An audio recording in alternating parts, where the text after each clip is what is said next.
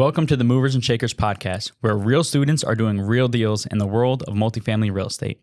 I'm Vince Gethings, the owner of the Wheelwell Profits Academy. Listen in as we dive into the journeys of driven individuals who are turning their dreams into reality. These people are just like you, taking action and making things happen. If you enjoy the show, please like, subscribe, and if you're ready to take action, check us out at wheelwellprofits.com to learn more about our incredible community. Let's get started.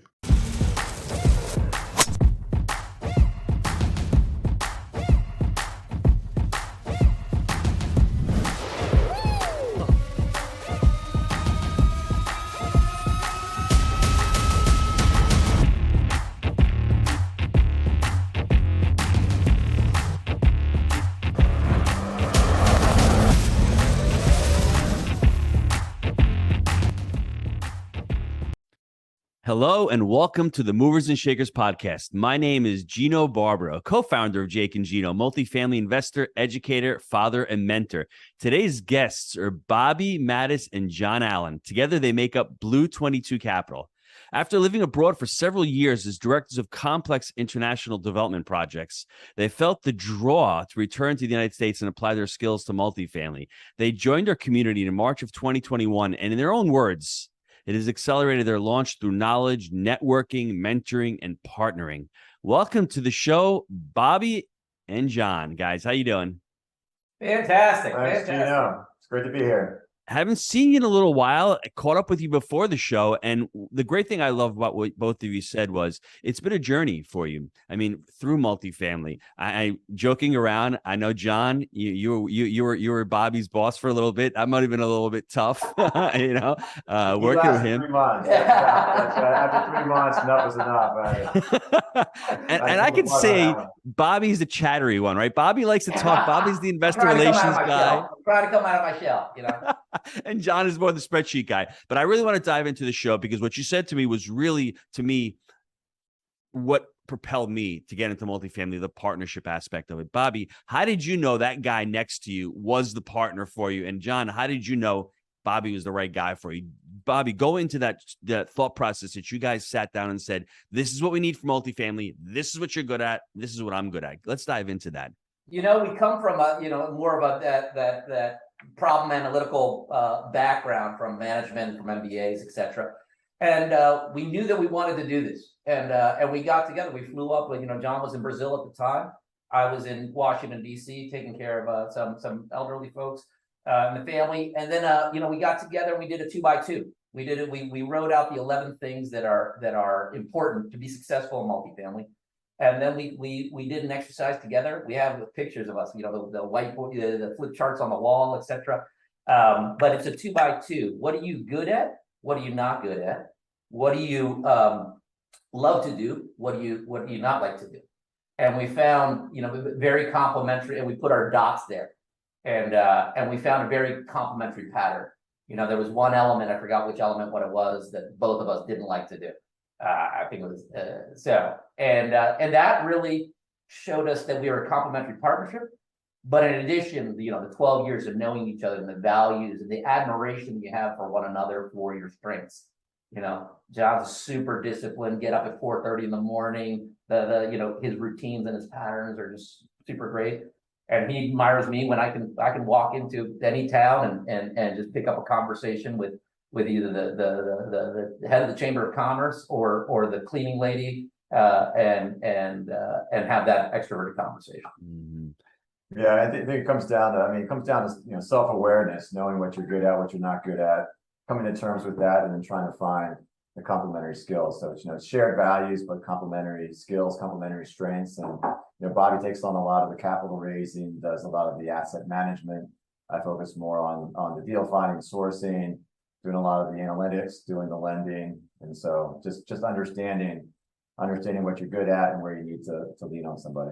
On that 2x2 grid, on that not good at a lot of things, that box would be filled up. I'd have a lot of that filled up for not good at. I suck at a lot of things, so it become very apparent to me. But Bobby, let's dive into some of the tasks, because we had Closers Club 7 last night. We had the webinar with 2 of our students, and the recurring theme was multifamily is a team sport. team sport. You can't do it all by yourself. What are some of the things that you can think of off the top of your head that you really need to be really good at in multifamily? You just mentioned, John, you mentioned capital raising and you mentioned asset management. Those are two keys, John. I just took down notes. What else do you think, Bobby, if you can expand upon that you need to be good in multifamily? And if you're not good at it, find somebody who is. That's a huge thing, which is finding folks. I think running the gamut, from, for us, a large part, for me, a large part has been like our networking.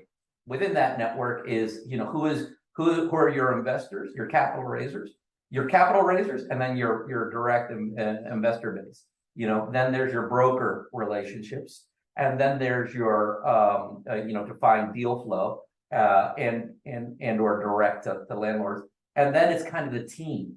And the team, runs the gamut to execute. So that networking piece from contractors to property managers to syndication attorneys to legal attorneys. So really building out that network is a big thing. Once you have all that, what I'm finding, I'm almost thinking of my list is just like, hey, we need systems. Like building those systems and how do you build it and manage all that information. So how do you get systematic about things? So managing that element. And then also, there's a wealth of the tasks in managing in underwriting, being able to underwrite, and then also to structure the deal. I'm sorry, I'm just taking notes down because I want to repeat a lot of this stuff because it's really, really important. Underwrite, structuring deals. So you've got networking, everybody. You've got investor relationships. You've got broker relationships. Mm-hmm. You've got deal flow. You've got building a team. You've got capital raising. You've got asset management. You've got underwriting.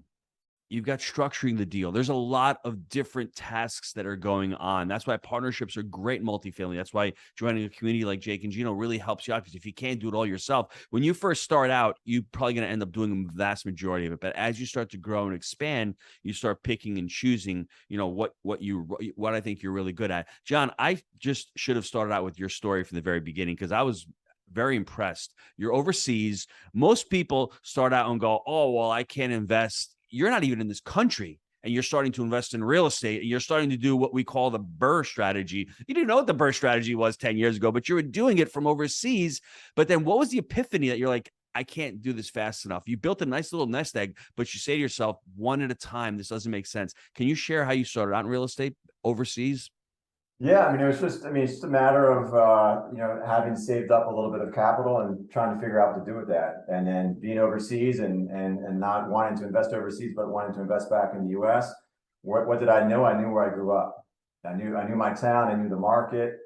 And so it's just a matter of connecting with local brokers and then just trying to find that first deal, investing in that first deal.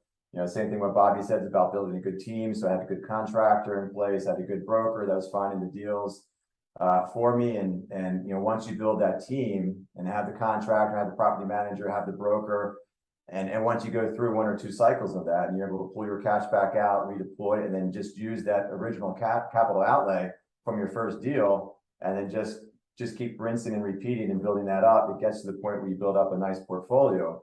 But with that, right, with say with 8 doors and 8 properties, there's still, you're still filing taxes and having to do a lot of the accounting on each of the properties. You lose one tenant on one property, then it knocks down your vacancy quite a bit. And so, one is just the amount of time and effort that it takes to manage individual single family properties, and then realizing that if you really want to build scale, it's much easier to do that by syndicating, by bringing in additional capital, by leveraging that capital to acquire larger properties, building out bigger teams, and then really taking that to scale. And how is that conversation when you realize multifamily is the right thing? And how did you approach Bobby? And how did that go? Where you guys are like, okay, we need to do multifamily. And how did you convince Bobby? Because Bobby's probably like, you're crazy. I don't know what you're talking. This multifamily thing. I got to see that conversation in the beginning. He's like, I don't know what you're talking about here. I see you got a few houses here. What was that like? That conversation? Yeah, we had planted the seed earlier on. So we had both worked overseas together in Nicaragua. We over rum and cigars, we sat down. I told him a bit about what I was doing with single family, the idea of trying to build out real estate in terms of generating long-term wealth, for my family, for my children. And so we start that conversation early on, and then it's really just what I recognize is that when you're doing single family and you're using your own capital, it's one thing. If you're looking to scale and do multifamily, you need to bring in additional capital. You need to build teams. That's something that I'm much more focused more on the strategy, on the underwriting, on the financing, recognizing that in order really to syndicate and to be able to build up that equity through larger deals, having to bring somebody on that's good with doing the asset management, that can be speaking, can talk with the property manager, can be out on site, can really run and do the asset management part of it. And then it's also just building out that investor base and building out the network. And you can tell Bobby's pretty good at he's good at shaking hands and kissing babies. So, I was shaking babies and kissing hands for a while, but So let me ask you, Bobby, were you all on board right away, or did you say to yourself, may seem daunting. This seems like a lot here. I mean, you've done a couple of homes, but buying a building with 10 or 12 units, how was that when he was presenting it to you, when he was pitching you? it was an easy sale on a couple fronts. One is kind of just the entrepreneurial nature, even though I've worked, done that corporate route. But I think our field work, a decade you're overseas and you're managing multi-million-dollar projects, but you're effectively running the show overseas. So you're rolling up the sleeves and helping farmers in Indonesia or working on, the sustainable tourism in Nicaragua. So that entrepreneurial nature, also some time in Silicon Valley as well, had me itching. I'd been at headquarters for a while and I was itching to roll up my sleeves and take something from X to Y and deliver Z. So that's one piece of it. And the second piece is in terms of leadership that you follow, when you see the credibility of John and how he took that and did that single family investing from overseas, from overseas, executing it and repeating it 8 times. It was something that and just knowing him and the projects that he's delivered, it's, I'd follow him anywhere in the sense of the thought leadership that he has. So it was a really easy sell. I wanted to do something. And 2, the person that you trust, have aligned values, has credibility and intellectual leadership, and then the opportunity. He called me up and said, "Hey, we're not moving back to DC. We're moving to North Carolina." And I said, "Hey, my headquarters is in North Carolina. We can do this." And he's like, "Why North Carolina?" Population growth, economic drive, the economic drivers. And we voted with our feet to move down here. We saw that this is a booming town and a super quality town. We can talk a little bit more about the economic corridors and the Toyota's moving down, the Vietnamese battery companies moving down. Jocko's I just heard last night or the other day, it has a factory for jeans in Asheboro. Right. So it's a booming place. So yeah, those 3 things made it really easy to pull the trigger and make the move. Wow. You guys decide to get together. You're going to do it. What are the problems you experience as you start out multifamily? Because it's a whole new venture. It's not single family homes. All of a sudden, there's different metrics. There's different underwriting. What problems did you experience as soon as you started investing in multifamily? John and then Bobby. Yeah, I think for us starting out, one is just, recognizing that it's all about relationships. And so getting out there and building those relationships, knocking on the doors of the brokers, trying to really build the compatibility in terms of communicating what we're doing, the investment that we made in terms of moving the families down to North Carolina, talking about the transitioning from single family to multifamily, talking about having already invested as LPs in multifamily deals, showing how we understand the market, assessing the market, and really building the credibility with the brokers to get those first deals, to see those first deals. That I think was a challenge, just because it was something that was new to us and something that where it's not a matter of just picking something off the MLS like it is in single family, but really going out and building that deal funnel. So I think that was a challenge for us. And then just with the syndication and understanding how to build out that network and how to really develop the deep bench of potential partners and investors was something for us, which we didn't have experience doing that in single family. And so really moving that from that jump from single family to multifamily was really those challenges and the big differences between the move from single to multi were I think those were the ones that stuck out for us. That's awesome. And for you, Bobby? You know what, it's been October 1st will be a 2-year journey when we did the 2x2. But for me, it was really saying, hey, that need for is me and John for 6 months from October to March of really being like, hey, yeah, this is what we're gonna do. Let's do a business plan. Here we have Asada, and so but it was the John and Bobby show. So it was really like I felt like keeping motivated within that microcosm. It was like getting out there. So to John's point, getting out there and tapping a network that you give and you get energy from. And I think that was a big thing, and learning from. And then the second thing was we wanted to be wise guys, not smart guys. So I'm talking about this at Christmas, and people are like, "Hey, count me in for 50, count me in for 25," and these are the people that you love and their savings. And I'm like, man, this is getting real. So it was about that credibility in a program, really having that, and which we decided in March of 21, to like, hey, we're doing this, and this is real money and real people. So let's not, smart people learn from their own errors. Let's be wise people that learn from the errors of others.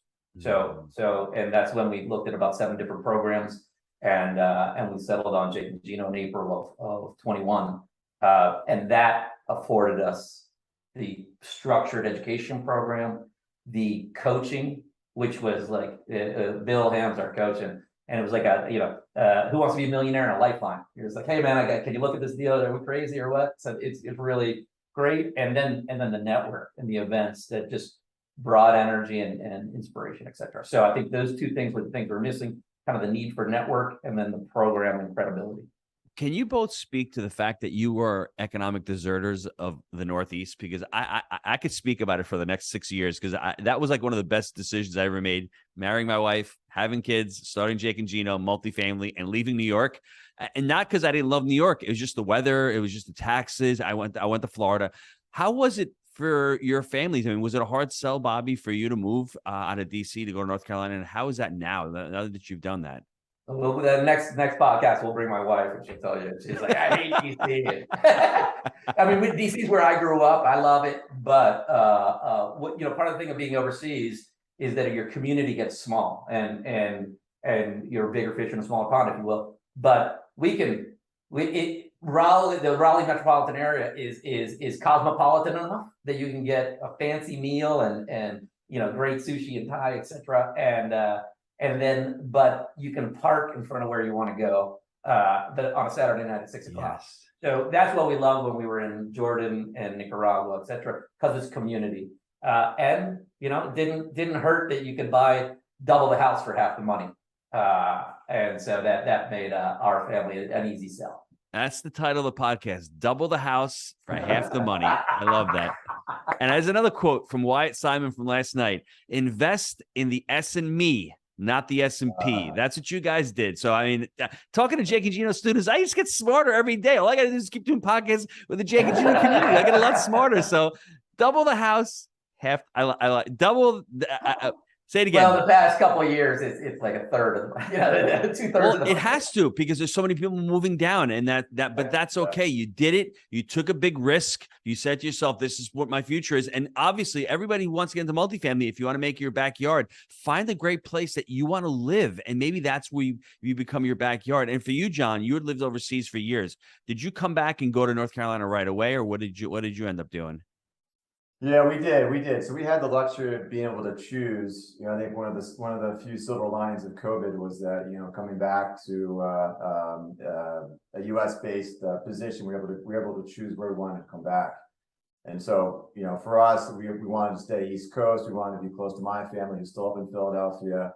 But I was really thinking about the real estate and sort of the next 5 years out, and did a lot of market analysis and looking at different places, looking at Florida, looking at Texas, looking at North Carolina, and then just was just looking at different economic and and employment drivers, and looking at the quality of life and looking at the quality of education, and just kept coming back to North Carolina, to Charlotte, and to Raleigh.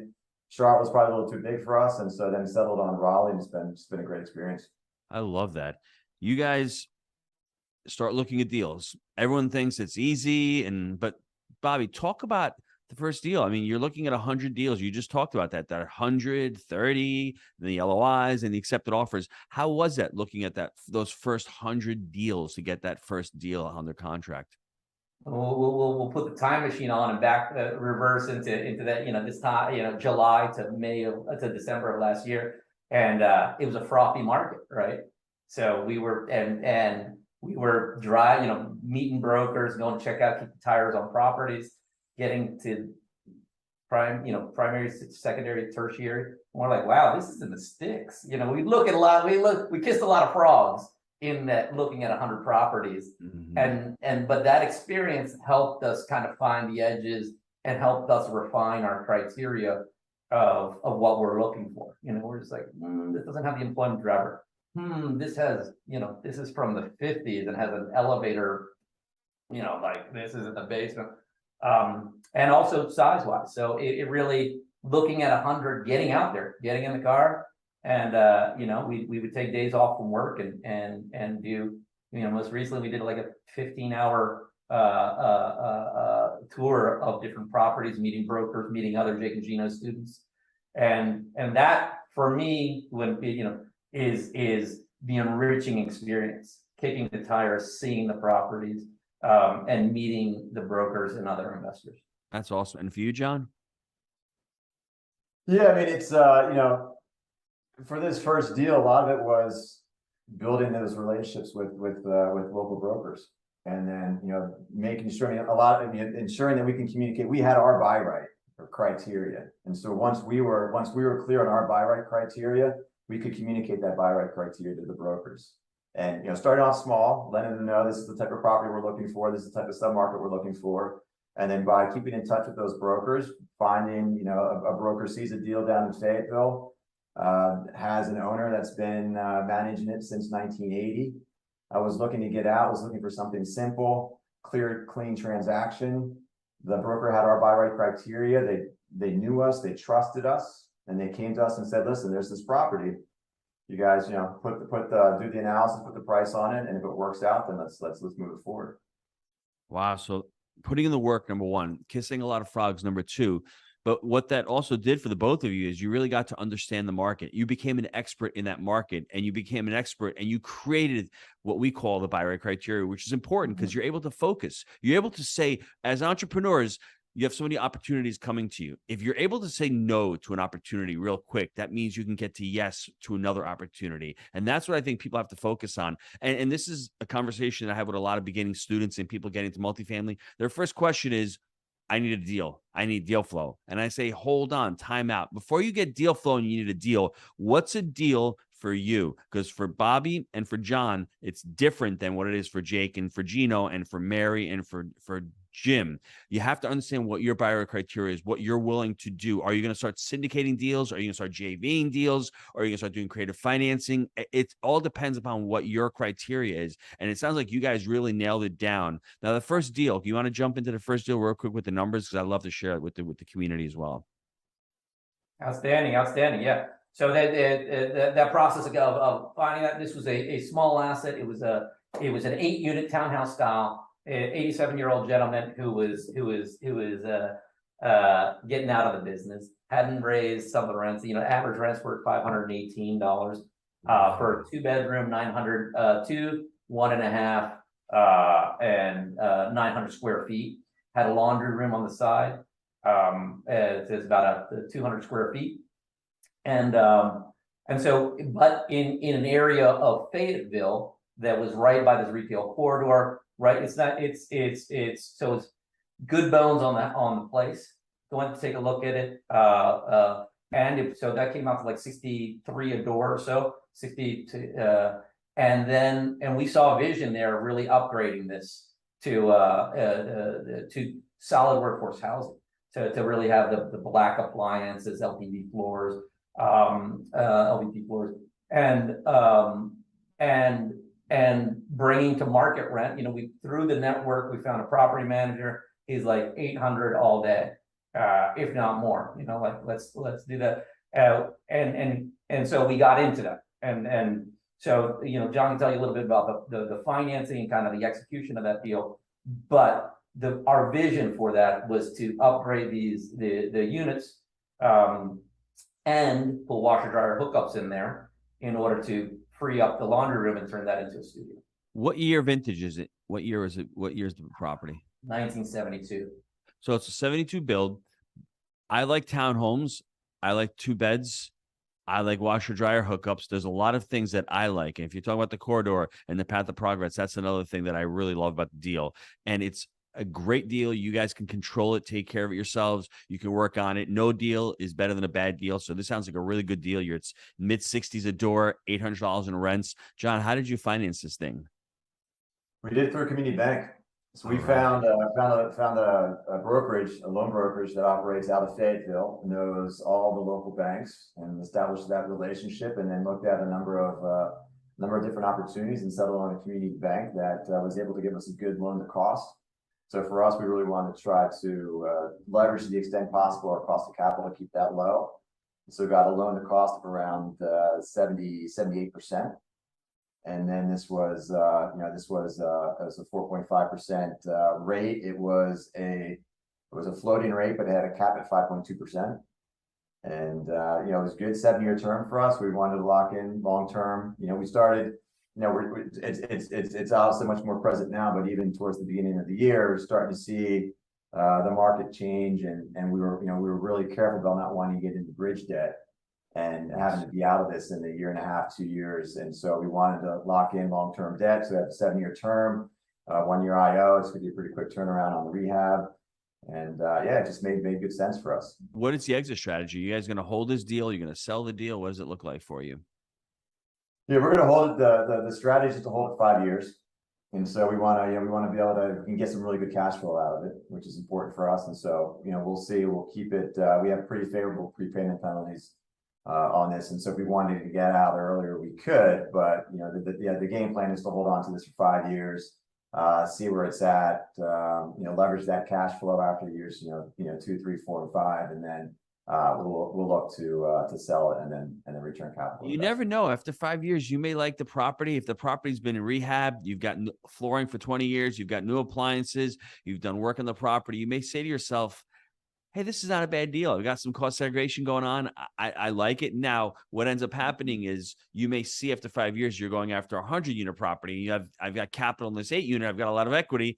You're going to sell this property and roll it into the larger unit. So having that flexibility allows you to be able to do that.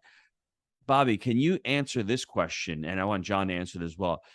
What does, I guess, the future look like for you now that you're in multifamily and you have the possibility and maybe the dream of one day becoming a multifamily entrepreneur full time?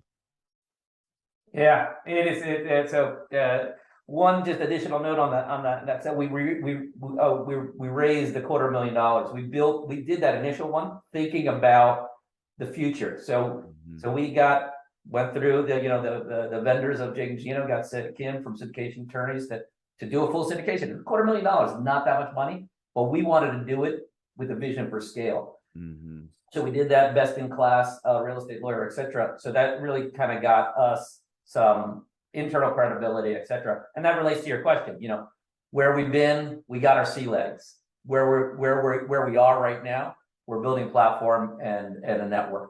And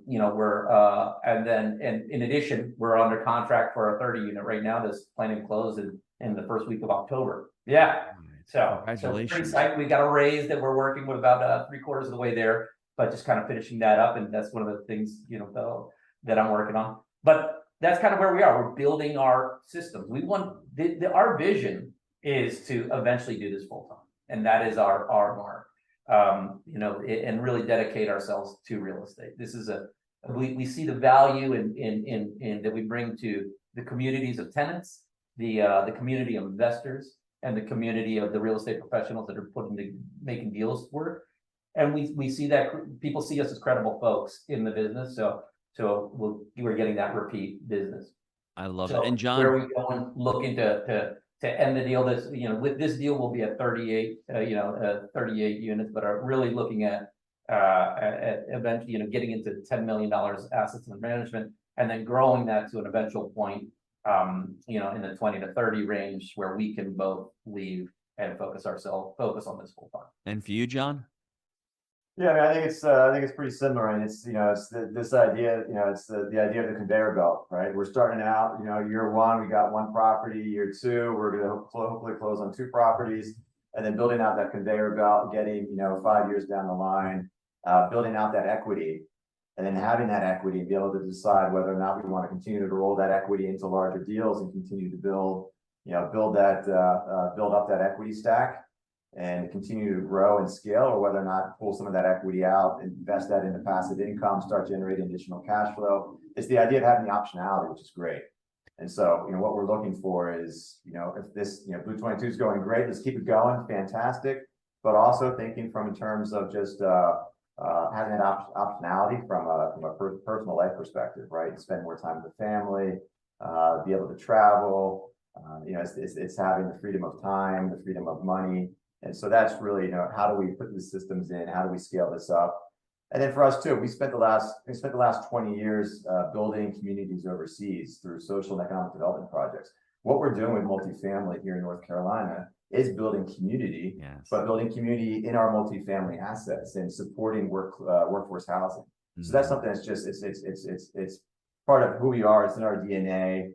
Whether we're doing international development and helping communities overseas or doing it here locally, really our focus is with multifamily and commercial real estate is how can we improve the communities for those that are in our assets, and that especially workforce housing families that are looking for a very dignified and proper place to live.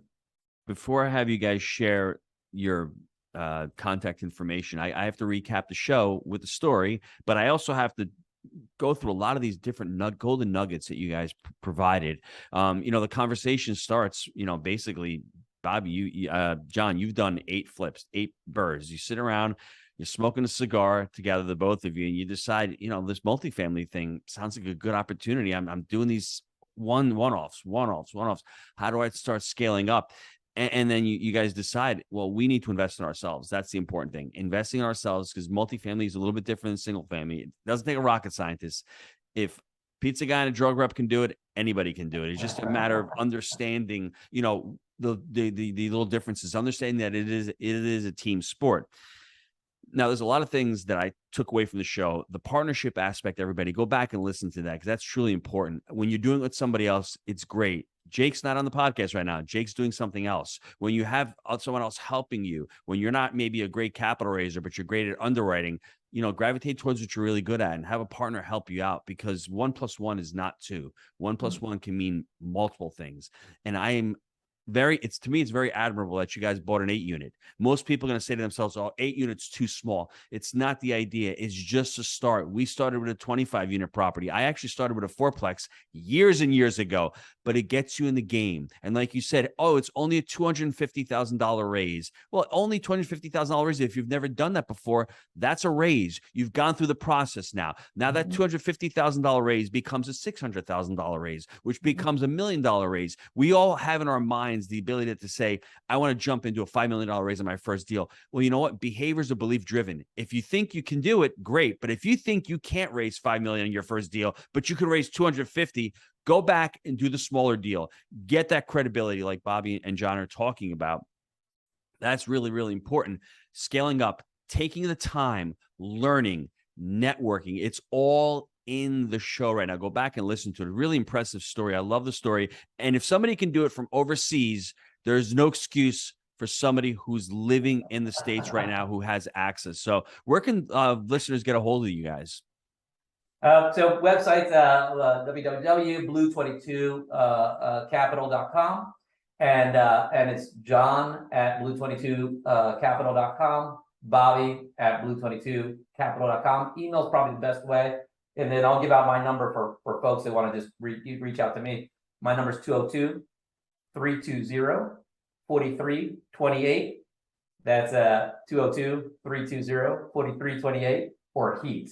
is what it actually spells. It's funny. It was one. I didn't think John was going to give his number out. I had a feeling Bobby was going to throw the number out. I'm just saying, right? I'm going to leave John the last word. John, last word from you, brother. Let me hear it. No. I mean, it's been a wonderful experience. Gino being part of this community. I know Bobby's heading out this week to Knoxville. You know, it's been having the support of you guys, Bill. You know, it's really about building community, whether it's with our with our multifamily assets, whether it's with the community within Jake and Gino. It's been uplifting over this last year to count on so much support and goodwill. We're bullish on North Carolina. It's a great market, and we're excited to reach out and to kind of connect with people, folks that are interested in North Carolina. Yeah. We're here, we're boots on the ground, and we're happy to have that conversation.